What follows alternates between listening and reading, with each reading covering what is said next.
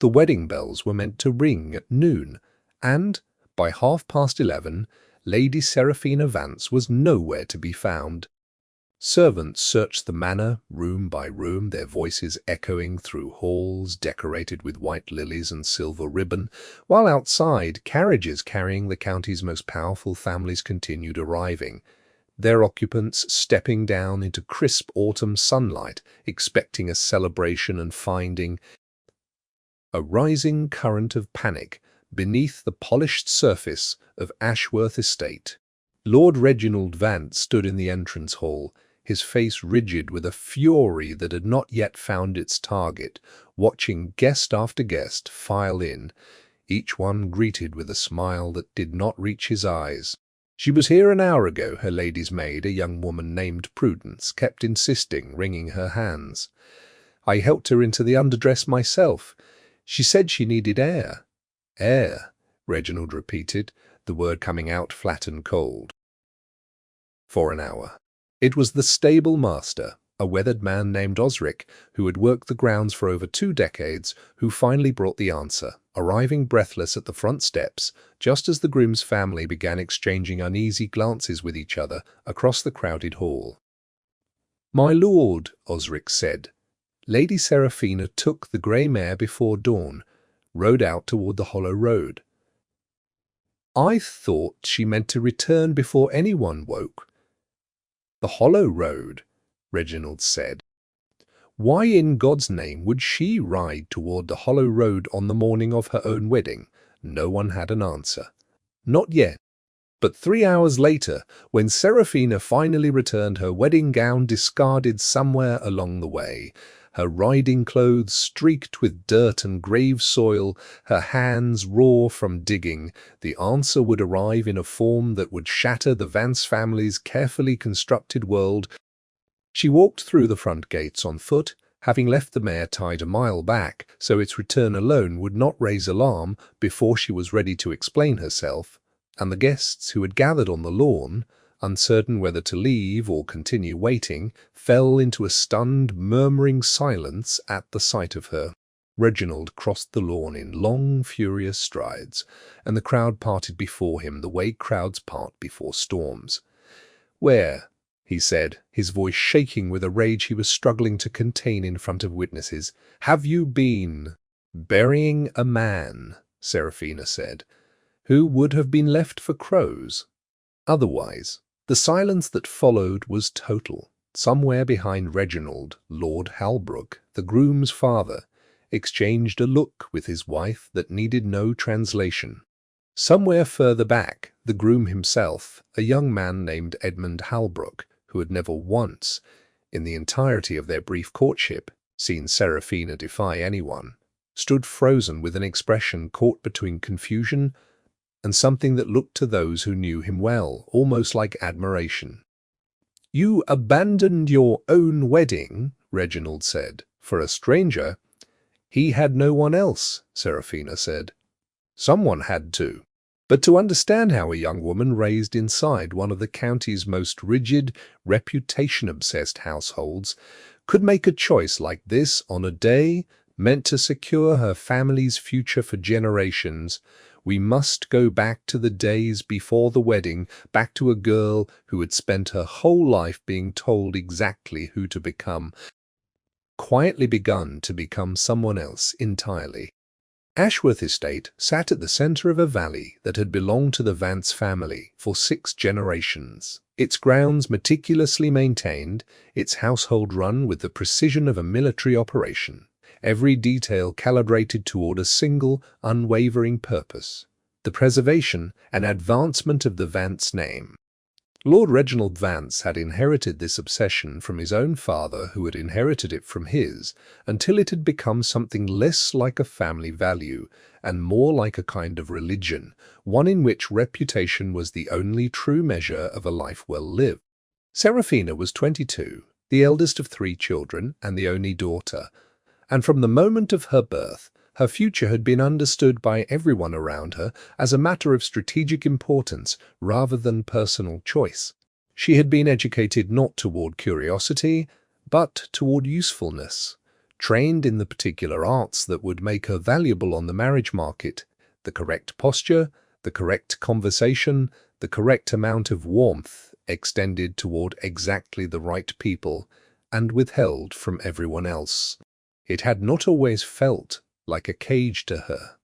For years, she had accepted the shape of her life the way one accepts weather, as something simply true, rather than something imposed. And she had genuinely liked Edmund Talbrook when the match was first arranged, had found him kind in a quiet, unremarkable way that seemed, if not passionate, at least tolerable as a foundation for a life together. But something in her had begun shifting 2 years earlier, after the death of her grandmother, a woman named Agatha, who had been, in Seraphina's childhood, the single softest presence in an otherwise rigid household. Agatha had lived in the estate's smaller dower house, somewhat removed from the main family's constant performance of status, and she had spent her final years telling Seraphina stories that no one else in the family seemed to want to hear. Stories about her own youth, about choices she had made and regretted, about a life spent so thoroughly in service of appearances that she had woken one day, near the end of it, uncertain she had ever actually lived at all. Don't wait until you're dying to ask whether you've spent your life on the things that mattered, Agatha had told her. In one of their last conversations, her voice thin with illness, but her eyes still sharp with a clarity that had unsettled Seraphina. I did everything expected of me. I married well. I managed a household beautifully. And I lie here now wondering what any of it was for. Seraphina had carried those words with her in the 2 years since, a quiet seed of doubt buried beneath the surface of a life that continued, outwardly exactly as planned. She continued her courtship with Edmund. She continued attending the correct events, wearing the correct dresses, speaking the correct words to the correct people. But somewhere inside her, a question had taken root that refused to be silenced. What was any of it for, if it never once required anything real of her? The answer arrived, unexpectedly. 3 weeks before her wedding, on an ordinary afternoon that began with nothing more dramatic than a ride along the hollow road to clear her head before another round of wedding preparations. The hollow road was a narrow, little-travelled path that wound along the edge of Vance land before disappearing into the forest that marked the boundary with the neighbouring county, used mostly by traders too poor to afford the tolls on the main road, and by the occasional traveller seeking a shortcut that came with considerably more risk than reward. Seraphina rode there often when she needed solitude, finding a particular comfort in its emptiness, in the way the trees closed overhead, like a kind of shelter from the constant watchful presence of her family's expectations. It was on one such ride that she found him. An old man collapsed at the edge of the road, his clothes worn thin and patched in a dozen places, his breathing shallow and irregular in a way that told her, even from a distance, that something was seriously wrong. She dismounted immediately, kneeling beside him in the dirt, without a single thought for her riding habit or the impropriety of a lady of her station, handling a stranger with such familiarity. "Sir, can you hear me?" His eyes opened slowly, focusing on her with visible effort. "You shouldn't stop for strangers on this road, miss," he managed, his voice a thin rasp. "Not safe." "You're the one who isn't safe right now," she said. "What happened to you?" "Heart," he said simply. "Been failing for months. Should have died in my own bed, I suppose, but I was travelling to see my daughter one last time before I went. Didn't quite make it." Seraphina looked around at the empty road, at the forest pressing close on either side, understanding with a sinking clarity that there was no one else nearby to help, that whatever was about to happen to this man was going to happen here, on this lonely stretch of road, with only her as witness. "Tell me your name," she said, settling herself beside him despite the dirt soaking into her fine clothes. "Cassius," he said. "Cassius Wren. I used to be a schoolteacher, if that means anything to you. Taught children their letters for 40 years in a village 3 days from here." "It means everything, Cassius," Seraphina said. "Someone who spent 40 years teaching children matters a great deal." He smiled faintly at that, though the smile cost him visible effort. "Kind of you to say, miss. Kinder still that you stopped at all. Most wouldn't have." "Most are foolish, then," she said, and she stayed with him, holding his hand as his breathing grew steadily shallower, as the autumn light shifted through the trees overhead in long, slanting bars, as a man she had known for less than an hour told her, in fragments interrupted by increasing difficulty breathing, about a life spent in service of children who would never fully understand what he had given them, about a wife long dead and a daughter he had not seen in 3 years and would now. He understood, with a peace that struck Seraphina as almost unbearably brave. He died as the sun began to set, his hand going slack in hers, and Seraphina sat beside his body on that empty road for a long time afterward, feeling something inside her shift permanently, some final piece of her grandmother's warning settling into place with an almost physical weight. She could not simply leave him there. She understood this with a certainty that brooked no argument, not from her own exhaustion, not from the lateness of the hour, not from the voice in her head that sounded increasingly like her father, reminding her of the wedding preparations awaiting her back at the estate, of the dozens of tasks still required before the ceremony. She rode back to the estate that evening and returned the following morning with a shovel, borrowed quietly from the gardening shed, telling no one where she was going, and she buried Cassius Wren herself, in a small clearing just off the hollow road, marking the grave with stones arranged as carefully as her limited skill allowed, whispering something like a prayer over a man whose full story she would never know, but whose final hour she had witnessed with a completeness that felt, in some strange way, sacred. She told no one what she had done. Not her maid, not her mother, not even Edmund, to whom she had grown accustomed to sharing at least the surface details of her days. The secret settled inside her like a stone dropped into still water, its ripples spreading outward in ways she could not yet fully predict. And over the following weeks, as wedding preparations accelerated around her with the relentless momentum of a machine that could not be stopped, she found herself returning again and again in her private thoughts to the memory of Cassius Wren's hand going slack in hers, to the particular dignity of the way he had faced his own ending. It was 2 weeks before the wedding that Seraphina learned, through a conversation overheard between servants she was not meant to be listening to, a detail that changed everything about how she understood what she had done. "They say a schoolteacher's been asking after him," one of the kitchen maids was saying to another, as Seraphina passed the servants' stairwell on her way to yet another dress fitting. "Old man, travelling this way to see his daughter, never arrived. She's been searching every village along the route for weeks now, poor thing, not knowing what happened to her own father." Seraphina stopped walking entirely. "Do you know her name?" she asked, stepping into view before either maid could stop speaking out of embarrassment at being overheard. The maid startled, exchanging uncertain glances before the braver of the two answered. "Nell, my lady? Nell Wren, I believe, staying at the inn in Hollowmere, asking travellers if they've seen an old man matching her father's description." Seraphina's heart began beating faster, some mixture of grief and urgency propelling her toward a decision she made almost instantly, without the careful deliberation she usually brought to matters of consequence.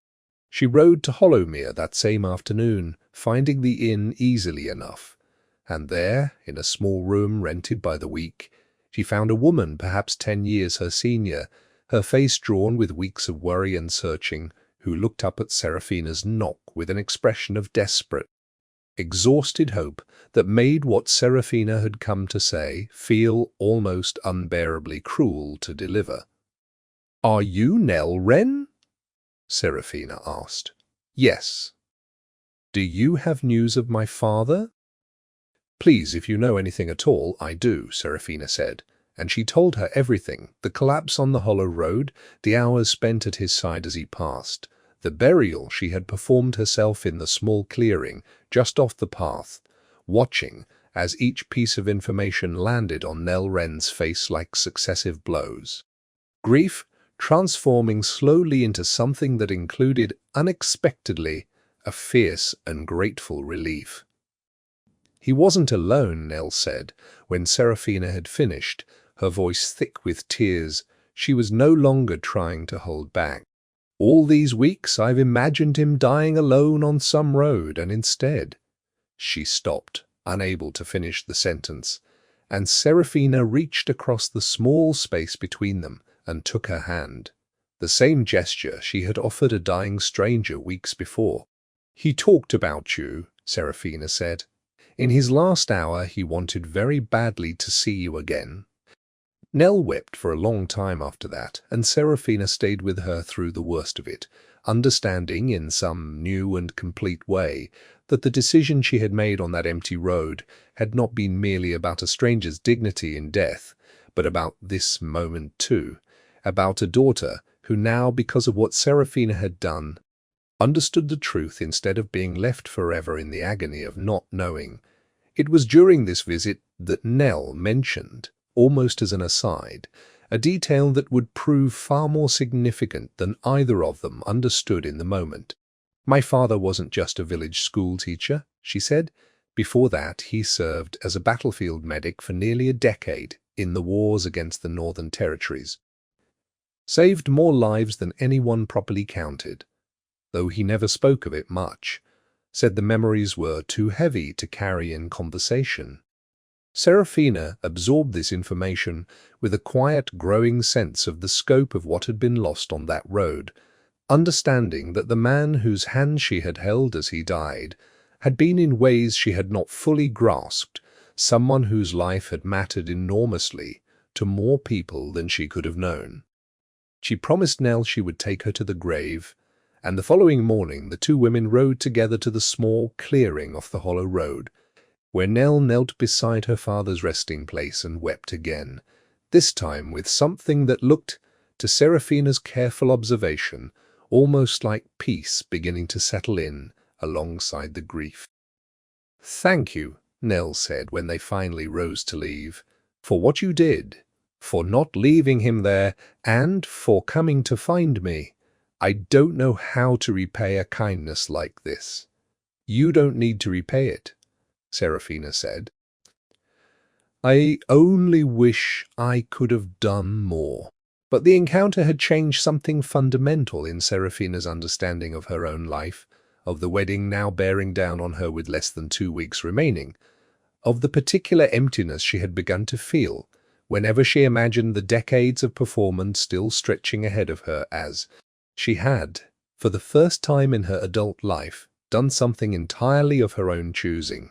Something with no strategic value to her family's reputation, something that mattered simply because it was right, and the experience had left her with a hunger for more of that feeling, a hunger that no amount of wedding preparation seemed able to satisfy or silence. It was 3 days before the wedding that Cassius Wren's grave, and the story of who had dug it, finally reached ears it was never meant to reach. Nell Wren, moved by gratitude and unable to fully contain her emotion at what a stranger had done for her father, mentioned the story to the innkeeper at Hollowmere, who mentioned it to a travelling merchant, who mentioned it several days later and several villages removed to a guest arriving at Ashworth Estate for the wedding festivities. The story growing in the telling until it arrived at the ears of Lord Reginald Vance himself as little more than idle gossip about his own daughter's inexplicable behaviour on the hollow road. He confronted her that evening in the privacy of his study, his expression carrying a controlled fury that Serafina had learned over 22 years to recognize as considerably more dangerous than any outright shouting. "Is it true," he said, "that you buried some vagrant on the hollow road with your own hands, like a common laborer?" "His name was Cassius Wren," Serafina said, "and yes, it's true." Do you understand what would happen to this family's standing if this story reached the wrong ears? If our guests arrived to find that the bride they came to see married had spent her final weeks of freedom digging graves for strangers instead of preparing properly for her own wedding? "I understand that a man died alone on a road 3 weeks ago," Serafina said, "and that I was the only one there to make sure he wasn't left for the crows. I understand that his daughter had been searching for weeks, not knowing what happened to him, and that because of what I did, she finally knows the truth. I'm not certain what any of that has to do with our guests' opinions." Reginald's jaw tightened, a vein at his temple becoming visible in a way that Serafina recognized as the outer edge of his control beginning to fray. "It has everything to do with it. This family's reputation is not some abstract concern, Serafina. It is the foundation upon which your marriage, your future, your children's futures, all of it rests. And you have spent the past weeks risking all of it for a stranger who means nothing to this family." "He meant something to his daughter," Serafina said quietly. "And for a few hours, he meant something to me." The conversation ended there, with Reginald's fury unresolved and Serafina's resolve, if anything, strengthened rather than diminished by the confrontation. She returned to her chambers that night with a growing certainty that something inside her had shifted permanently, that the girl who had once accepted the shape of her life without question no longer existed in quite the same form, though she did not yet understand exactly what that meant for the wedding now bearing down on her in a matter of days. The morning of the wedding arrived cold and clear, the estate transformed overnight into a vision of white lilies and silver ribbon, every detail managed with the precision Reginald Vance brought to matters of family reputation, and Serafina woke that morning, quiet clarity that felt entirely different from the nervous anticipation she had expected to feel. She dressed partway into her wedding preparations, accepted her maid's help with the underdress, and then, telling Prudence only that she needed air, she slipped out to the stables and rode alone toward the hollow road, toward the small clearing. She had not planned, precisely, to abandon her own wedding. She told herself, riding out that morning, that she simply needed a few final moments of quiet before the ceremony, a chance to visit the grave one last time before her life changed irrevocably into whatever shape marriage to Edmund Halbrook would give it. But standing beside that small unmarked grave in the early morning light, she found herself unable to leave, found the stones somehow shifted overnight by weather or animals, found herself kneeling to rearrange them properly, and somewhere in the careful, meditative work of restoring the grave, by the time she noticed how much time had passed, the wedding was already well underway in its preparations, guests already arriving, and she understood with a clarity that felt almost peaceful despite the chaos she knew she was creating, that she was not going to make it back in time, and that some part of her, if she was honest with herself, did not entirely want to. She rode back slowly, her wedding gown, which she had never actually finished putting on, left behind at the estate, her riding clothes streaked with the dirt of the grave she had spent the morning tending, and she walked through the front gates on foot, having left the mare tied a mile back. Dunkeys certain, even now, exactly what she intended to say to the assembled crowd of guests who had travelled considerable distances to witness a wedding that was not, as it turned out, going to happen as planned. Which brings us back to the courtyard, to Reginald's fury, to the words that would define everything that followed, burying a man who would have been left for crows otherwise. The days that followed the disaster of the wedding unfolded with a swiftness that left Serafina little time to process the full weight of what she had done. Edmund Halbrook, to his credit, did not rage or humiliate her publicly, though the confusion and hurt on his face as she tried haltingly to explain herself in the aftermath of the ruined ceremony was something Serafina carried with genuine guilt for a long time afterward. He had done nothing wrong. He deserved better than to have his wedding day become the site of a stranger's grave story, and Serafina told him so directly, in a private conversation that took place once the last of the guests had finally departed. "I don't understand," Edmund said, and his voice carried more confusion than anger, which somehow made it harder for Serafina to bear. "You could have told me. We could have postponed. Instead, you simply vanished, and I stood there, in front of everyone, waiting." "I know," Serafina said, "and I'm sorry for that, truly. But I don't think a postponement would have changed anything, Edmund. I think I would have found some other reason to hesitate, some other stranger to bury, some other excuse to avoid admitting what I was actually feeling. Which is—" Serafina considered the question carefully before answering, understanding that Edmund deserved an honest answer, even if it was not the one he wanted to hear. "That I don't think I ever chose this life, this marriage, this future. It was chosen for me, the way everything in my life has been chosen for me, and I think some part of me has been looking for a reason to refuse it for longer than I even realized."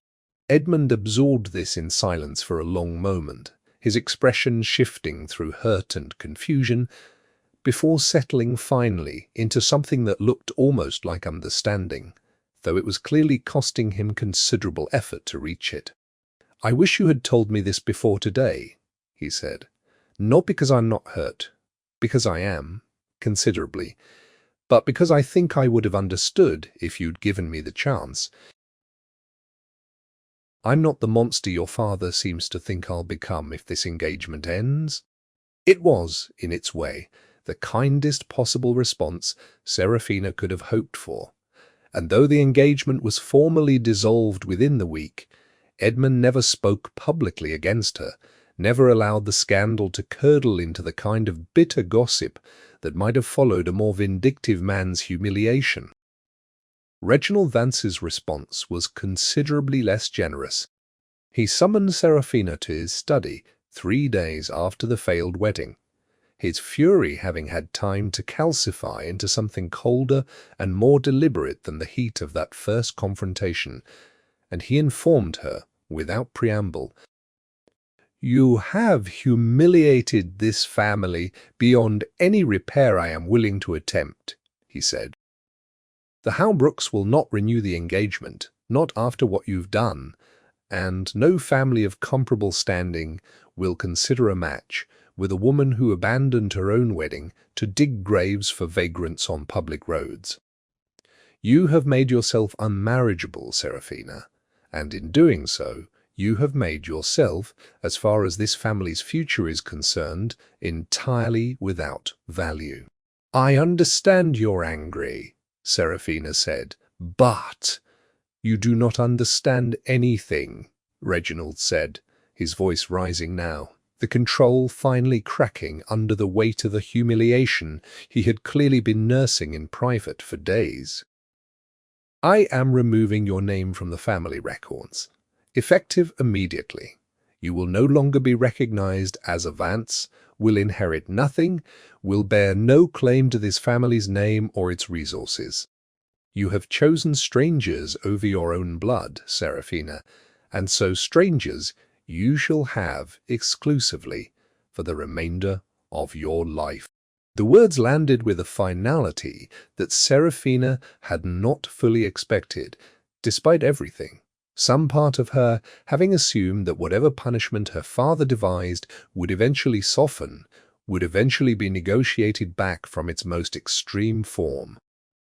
But, watching his face as he spoke, she understood that this was not a threat meant to frighten her into compliance. This was a decision already made, already set into motion, and no amount of apology or negotiation was going to reverse it. "You're certain," she said quietly, "that this is what you want?"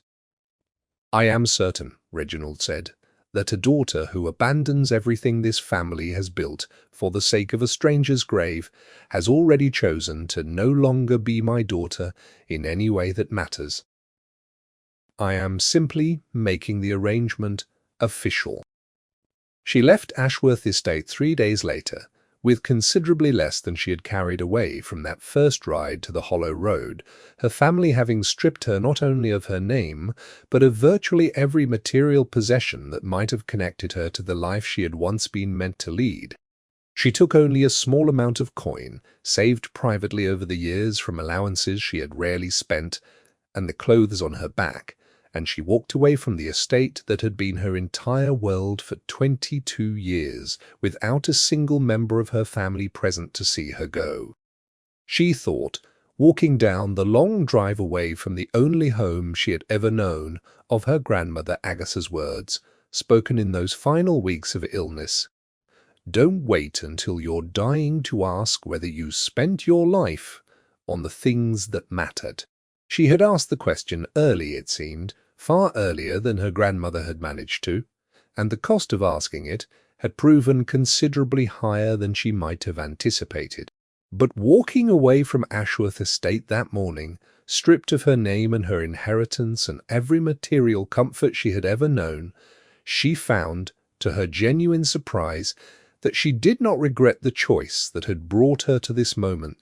She made her way, eventually, to Hollowmere, where Nell Wren, upon learning what had happened to the woman who had shown her such unexpected kindness weeks before, insisted immediately that Seraphina stay with her for as long as she needed an offer.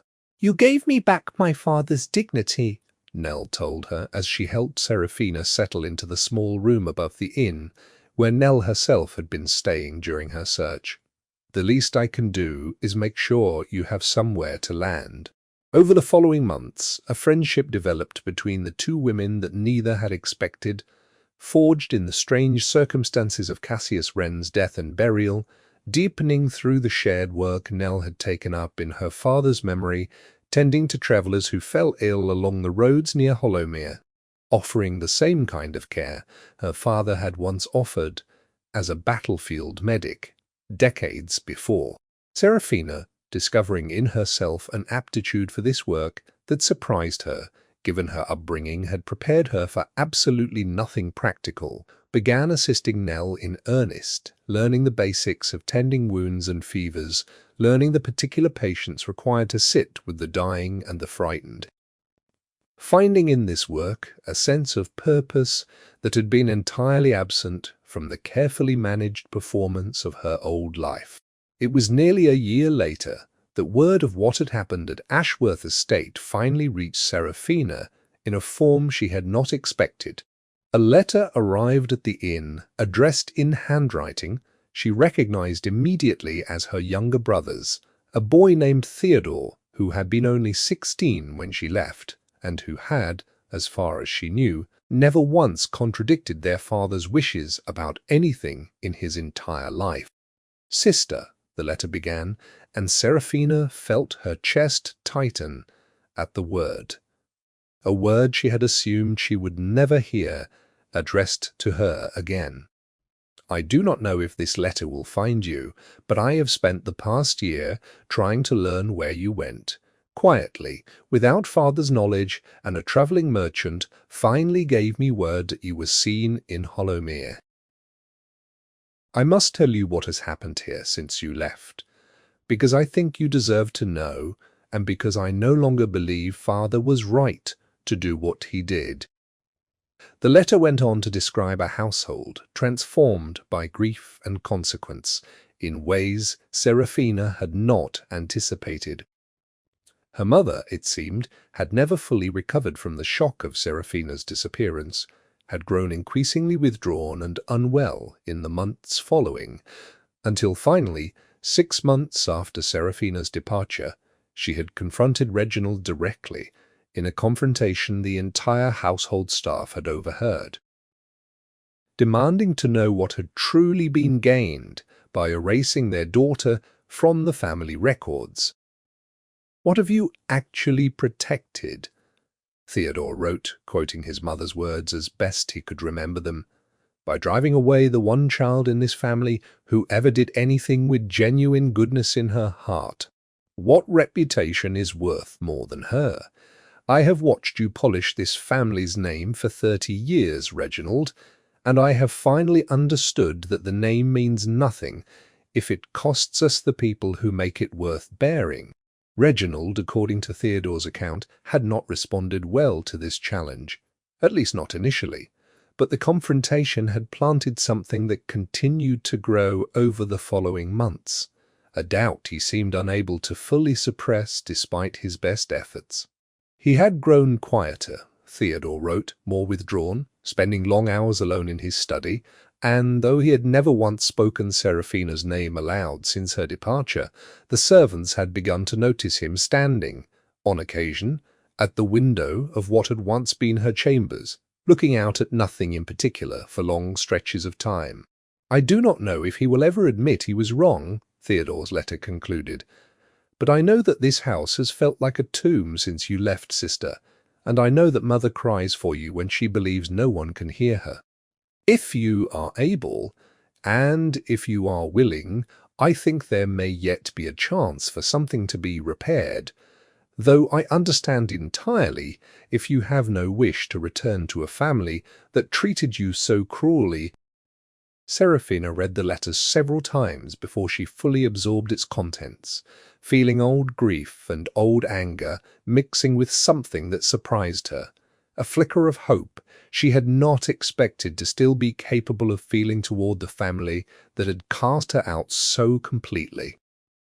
She did not respond immediately. She spent several weeks considering the letter, discussing it at length with Nell, who listened with the particular patience of someone who understood, from her own experience, the complicated weight of family and loss, and the difficulty of knowing when reconciliation was worth the risk of further hurt. "You don't owe them anything," Nell told her one evening, as they sat together after a long day tending to a farmer's broken leg. "Whatever happens with your family, you've built something real here, something that matters. You don't need their name back to know your life has value." "I know that," Serafina said, "but my mother is grieving, and my brother reached out at real risk to himself. I don't think going back means accepting everything that happened. I think it might just mean finding out if there's anything left worth saving." She travelled back to Ashworth Estate 3 weeks later, arriving unannounced at gates she had once walked through as its heir apparent, now approaching as a stranger uncertain of her welcome. The guard at the gate, an older man who had known her for years, stared at her for a long moment before his face broke into an expression of open relief, and he rushed to inform the household of her arrival without waiting for her explanation.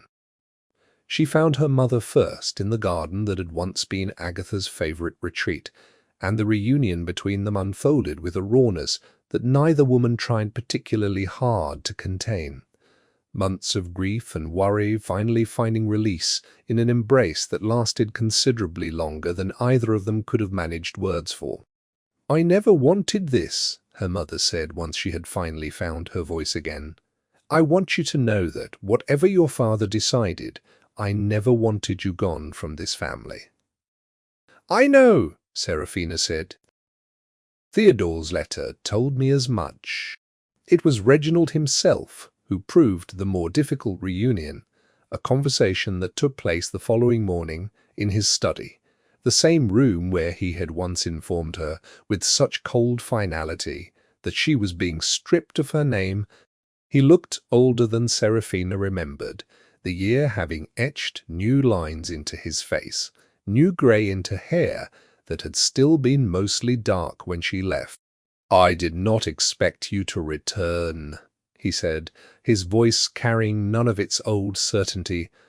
"I wasn't certain I would," Serafina admitted, but Theodore's letter suggested there might be something here worth returning to. Reginald was quiet for a long moment, his hands folded on the desk before him, in a posture Seraphina recognized from countless childhood memories of him reviewing family business, though his expression now carried none of the confidence that posture had once suggested. "I have had a great deal of time," he said finally, "to consider what I did and why I did it. I have told myself over the past year that I acted to protect this family's reputation, its future, its standing among our peers. I still believe, in some part of myself, that those concerns were not entirely unfounded." "But," Seraphina prompted, when he fell silent. "But I have also come to understand," he continued, "that a family's reputation means very little if it costs the family itself, if it costs the people who are meant to give that reputation any actual meaning. Your mother has grieved you as though you had died, Seraphina, and Theodore has grown into a young man who looks at me, more often than not, with something that resembles disappointment rather than respect. I have spent a year building nothing but silence in this house, and I have begun to understand that the silence is a poor substitute for the daughter I drove away." "That's not quite an apology," Seraphina observed, not unkindly, but with the same honesty she had brought to her final conversation with Edmund Halbrook. "No," Reginald admitted, "I suppose it isn't. I am not certain I know how to apologize for something I believed, at the time, to be the correct decision. But I can tell you that I was wrong, that the reputation I was so determined to protect has brought this family nothing but grief in your absence, and that I would very much like the chance to be wrong in a way that can still be corrected." It was not, in the end, a single conversation that repaired the rift between Seraphina and her father, any more than it had been a single moment of forgiveness that had healed similar wounds in other families facing similar reckonings. It was instead a slow and often difficult process of rebuilding trust, of Reginald learning, gradually, to separate genuine concern for his family's well-being from the reflexive obsession with appearance that had governed his decisions for most of his adult life. Seraphina's name was restored to the family records within the month, though she made clear in the negotiations that followed her return that she had no intention of resuming the life she had once been meant to lead. She would not seek another advantageous marriage arranged for strategic purposes. She would continue the healing work she had begun in Hollowmere, dividing her time between her family's estate and the community that had taken her in when she had nothing. Much as Rosalind Pemberton, in a story not entirely unlike her own, had once done in a different corner of the same kingdom. Reginald, to his credit, did not fight this arrangement, though it clearly cost him some old familiar instinct to see his daughter's talents directed towards something so far removed from the strategic marriages and social advancement he had once considered her primary value. He watched over the following years as Seraphina's reputation grew throughout the county, not for scandal, but for skill, for the particular gentleness she brought to the sickbeds of servants and tenants and travellers alike, and slowly he came to understand that the reputation she was building for herself, and by extension for the Vance name, was worth considerably more than anything a strategic marriage might have offered.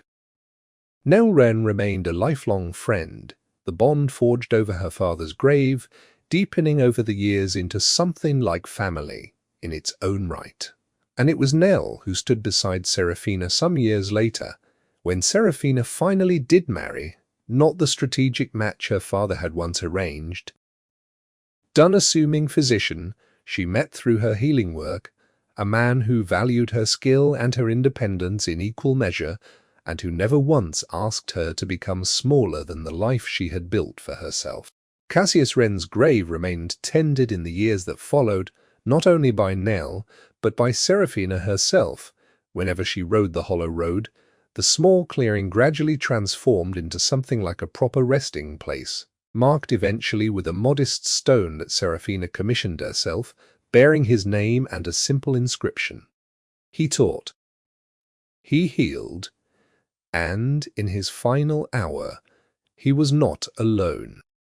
And when Serafina told her own children, years later, the story of the wedding she had abandoned and the grave she had dug instead, she always ended the telling with the same reflection, one she had carried with her since that first ride along the hollow road. Sometimes, she would tell them, the person you're meant to become isn't waiting at the end of the path everyone expects you to walk. Sometimes she's waiting at the edge of a road no one else thought to take in the last hour of a stranger's life, in the simple, unglamorous work of making sure no one is ever left alone in their dying.